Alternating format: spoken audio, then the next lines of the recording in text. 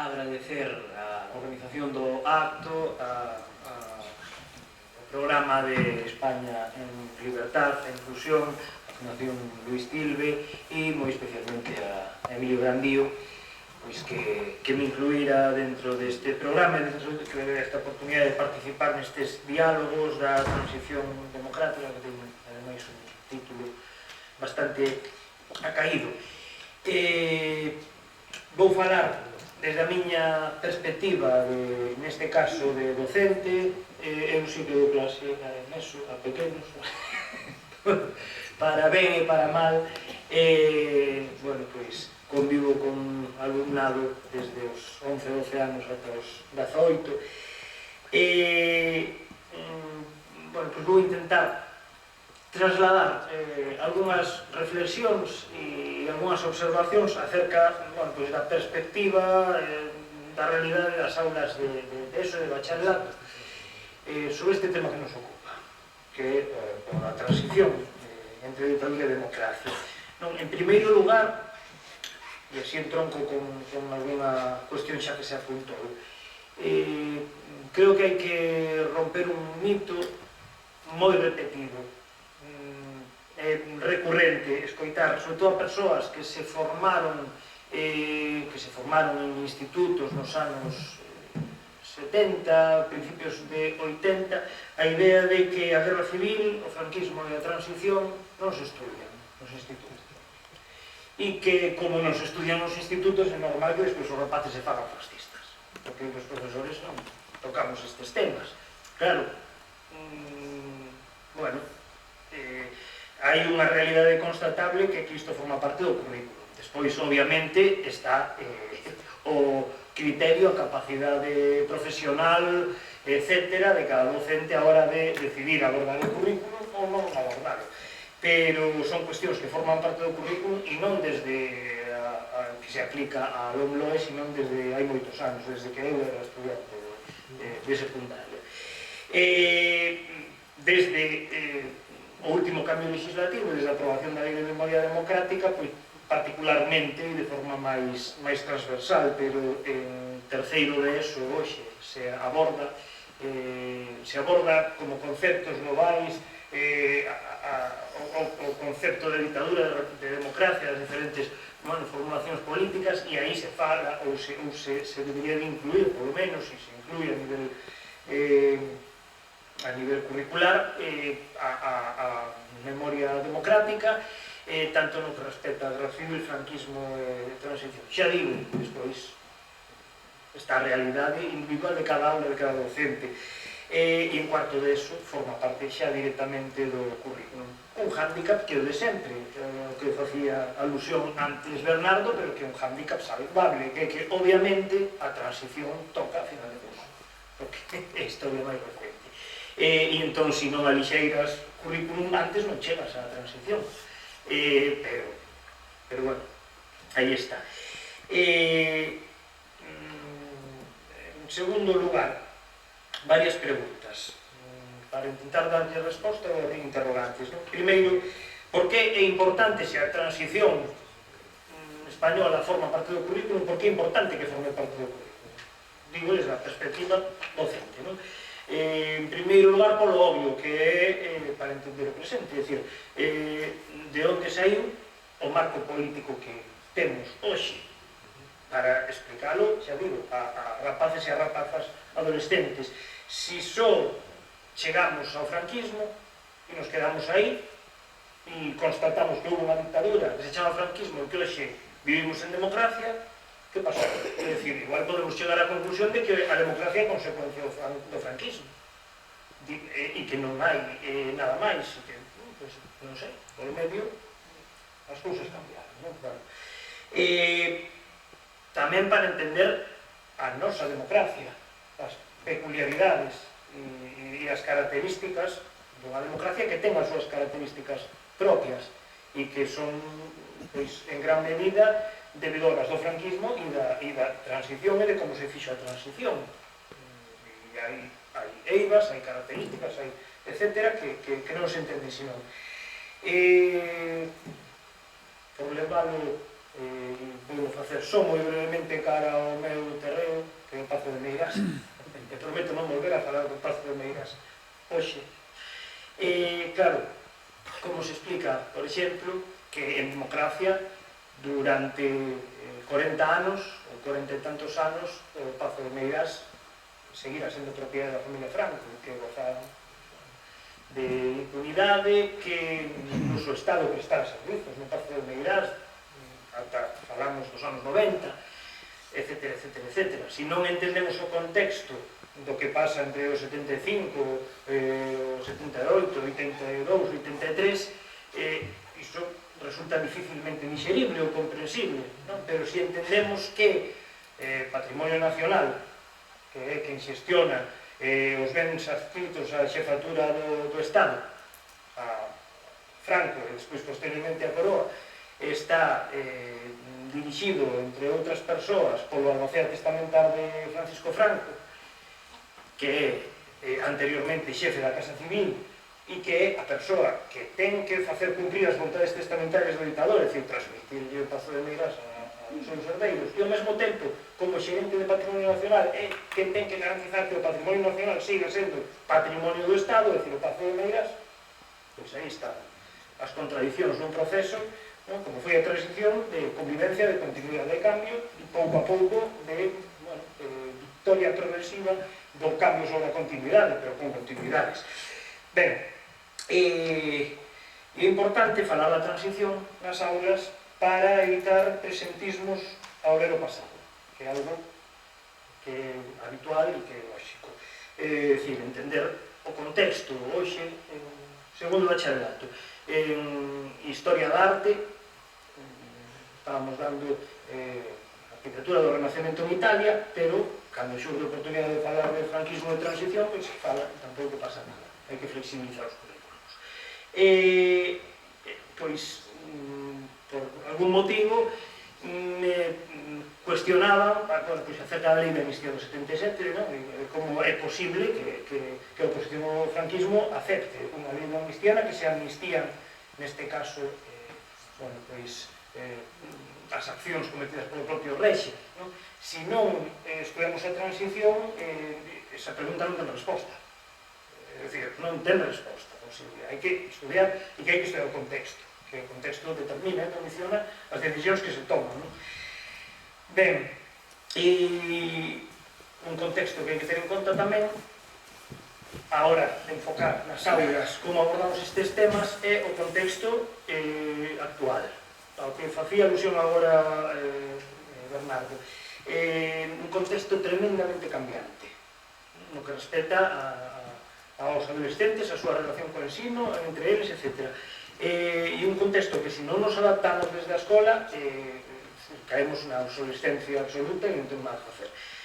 Porque as formas de acceder á información cambiaron completamente, hai unha sobreabundancia de informacións que non están construídas desde o afán da verdade, desde a racionalidade, de informacións falsas, e hai, ao mesmo tempo, unhas eivas no alumnado, na capacidade de comprensión lectora, na capacidade de interrogar a realidade, de desenvolver un sentido crítico, pero xa digo, na capacidade incluso de comprender a veces enunciados e textos bastante sinxelos, que, sumado todo iso, a proliferación de informacións que non son certas e a menor capacidade cada vez de discernilas, cal é a realidade? Pois que a verdade nunca foi tan débil fronte á manipulación. E con iso nos atopamos todos os días de fronte, non? Entón, por iso, creo que nunca antes foi tan necesario abordar a transición fundamentalmente para unha cousa, que é para crear cultura democrática. Nun momento no que eu creo que precisamente desde a transición nunca antes a democracia estivera tan en risco como pode estar hoxe e como pode estar no futuro.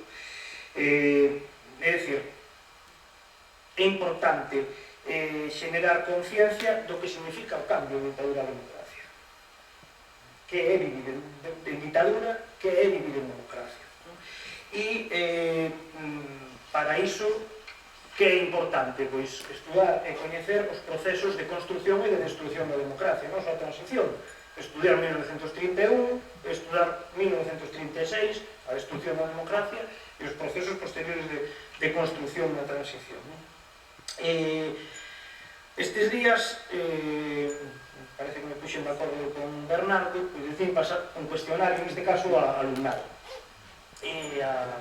Pois aproximadamente 5 grupos de alumnado da ESO de bacharelato, para pois ver se as percepcións que ten a veces coinciden coa realidade ou son unha deformación producto de como vexo eu a realidade. E un cuestionario para valorar o coñecemento do alumnado acerca da transición e a súa posición en torno a determinadas cousas. Cuestionarios anónimos, nos que, en primeiro lugar, preguntaba se algunha vez no materia de xeografía e historia lles falaran da transición española da democracia. Aí hai moitas respostas que son sí, hai xente que pon sí e non á vez, cal, non deixa de ser tamén un dato. Hai xente que marca así, pero pon abaixo, pero non me acordo de nada. E hai xente que pon non. O alumnado de terceiro e cuarto de ESO, en casi todos os casos marcan que sí, porque teño un compañeiro de departamento que sei que trata este tema e ademais o trata con especial fincapé e, pois parece que polo menos lles quedou a idea de que se falou isto antes, que xa é bastante. Tamén que, a ver se podían indicar brevemente que foi a transición, que supuxo, que indicaran aproximadamente os anos nos que tivo lugar a transición, a ver se podían citar referencias de nomes de personalidades que participaron na transición de forma relevante, e unha escala entre moi positivo e moi negativo para que sinalaran como consideran que foi o cambio, é dicir, como consideran que positivo que foi o cambio entre a dictadura a democracia. E por último, pois que me enumeraran as características de que diferencia un réxime dictatorial dun réxime democrático. E para todo iso facer unha composición. O que quero traer aquí son 4 conclusións, as que creo que se pode chegar, tendo en conta que obviamente son valoracións dun mesmo centro educativo e un alumnado limitado. En primeiro lugar, o coñecemento que se ve moi impreciso, é moi vago, a pesar de que o alumnado tratou este tema, incluso nulo en algúns casos. Hai xente que sitúa a transición no século XVIII, no caso, ao principio do século XIX, hai xente que a transición a sitúa nun período de en torno a 200 anos, e despois sí que hai unha maioría que a sitúan en torno ao ano 1975, que a vinculan coa morte de Franco. É curioso porque hai un que na pregunta de se poden citar nomes de persoas que tiveron un papel relevante durante a transición me pon la muerte, porque matou a Franco. Ben, vale, en canto a diferenzas entre as características dunha dictadura e a democracia, aquí xa empezan a sair cousas interesantes. En primeiro de eso, alumnado 12 anos, apenas hai nada, é dicir, ninguna valoración básica do que significa unha democracia. Moi pouca xente que poida responder a algo. En terceiro, cuarto de ESO e bacharelato hai unha coincidencia bastante abrumadora en que unha democracia significa poder votar e ter liberdade de expresión. Isto parece tremendamente peligroso, porque se eu considero que ideolóxicamente me encadro dentro do paraugas do que podría ser unha dictadura, o feito de non poder votar nin de ter liberdade de expresión non me afecta o máis mínimo, porque as miñas ideas coinciden coas do réxime e eu non teño que votar porque xa gobernan os meus. É dicir, estou metendo na pele dun adolescente, non? Entón, cuidado cando simplificamos e temos visións tan simples da democracia como para reducila simplemente ao feito de votar ou non votar, ou poder opinar ou non poder opinar, sendo aspectos fundamentais ambos, non? Pero non estamos tendo en conta moitas outras cousas. E porque, ademais, hai unha parte moi ampla do alumnado que considera que hai cuestións na súa vida que son moito máis importantes que poder votar ou que ter liberdade de expresión. Por lo tanto, o feito de poder vivir nunha dictadura en vez de nunha democracia, pois non sería algo tan grave. Ben, e en canto a valoración, unha escala de moi positivo a moi negativo, pois aquí xa aparecen cousas que me parecen máis preocupantes aí. É dicir, como consideras que foi o cambio que supuxo o paso da ditadura á democracia? A resposta mayoritaria é tivo aspectos positivos e aspectos negativos. Abrumadoramente mayoritaria. Vale, isto coincide con determinados discursos. Bueno, franquismo sí, dictadura, pero tuvo sus cosas buenas. La seguridad social. É dicir, claro, eses discursos están aí, e a democracia sí está bien, pero hai cosas que igual, vale. Hai moi pouca xente que considere moi positivo o cambio dunha ditadura na democracia, un 5%.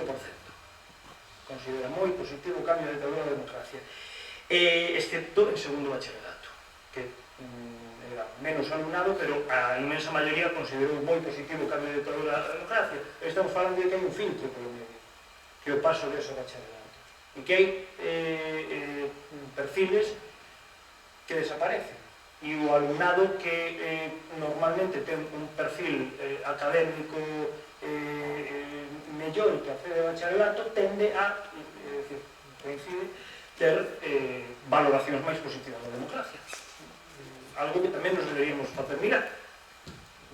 Por que pasa isto, non? Ben,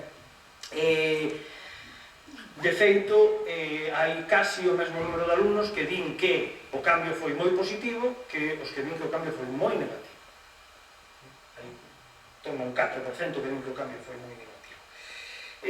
Ben, para pechar xa e rematar, con todo isto, non? Que potencialidades ten desde o punto de vista didáctico tratar a transición nas aulas? Eu creo que fundamentalmente unha, xa digo, desde o punto de vista didáctico, non pensando en construir un mundo mellor, pensando en dar clase de historia, que é historia recente. A veces temos tamén un cliché metido na cabeza, falamos moitas veces da guerra civil, é historia recente, non é historia recente. Non é historia recente, iso dixo no deseo moito tempo. Para un adolescente de hoxe, a guerra civil é algo pois máis ou menos parecido á guerra dos 30 anos. É dicir, non teñen unha referencia, unha conexión. Eu tiña, o meu bisavó era anarquista, se pegou un tiro no ano 38. E iso había unha memoria familiar. Eu nací no ano 87. E obviamente non me vin nin a transición, pero a miña bisavó seguía viva. E a xente que naceu no ano 2010 xa non é da xeración dos bisavós. Pasou moito tempo. Esa conexión, ese vínculo familiar directo rompeuse. Sin embargo, a transición sí que é historia recente. Vale, entón, claro, xa non podemos ter o mesmo enfoque para tratar a guerra civil nas aulas que para tratar a transición. O tempo pasa, como decía antes Tito. Hai memoria viva, non? Cada vez menos tamén, como decía Emilio, pero hai memoria viva, é dicir, si ata hai pouco da guerra civil non hai memoria viva hoxe, prácticamente nada, non? E se hai pouco tempo valorábamos moito atopar unha testemunha que tiña 15 anos na guerra civil, claro que os testemunhas de 15 anos no ano 75, no ano 80 hai moitas, e, por tanto, pois iso é algo que habería que aproveitar coa súa complexidade, porque iso tamén influe nos discursos sobre a transición, porque iso sí que está presente na memoria familiar. E as memorias familiares son como son, e os ciclos vitais influen nas memorias familiares e as perspectivas de cada unha, non? O último que habería que preguntarse, pero isto xa non lle vou dar resposta, é como enfocalo. Non lle vou dar aquí unha resposta didáctica, porque sería moi aburrido.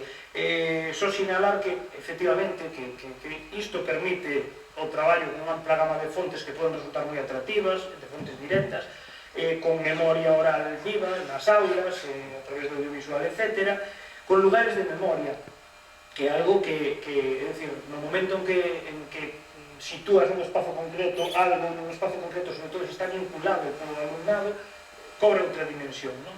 E no caso do estudo da transición, utilizar o local, a realidade local máis próxima para explicar realidades globais é algo que creo que funciona bastante ben, non? E despois, as experiencias persoais. A memoria viva permite partir de experiencias persoais e dun factor emocional que a veces é a única fórmula que temos para facer fronte ao que se está facendo desde o outro lado, desde os influencers, desde as redes sociais, etc., que é discursos que non apelan nunca á razón, que apelan á emoción, que apelan ás vísceras, e que se poden intentar combatir e se deben intentar combatir a través da razón, pero hai que medirle tamén a emoción, porque senón a razón por si sola, contra algo que é irracional, non basta. Moitas gracias.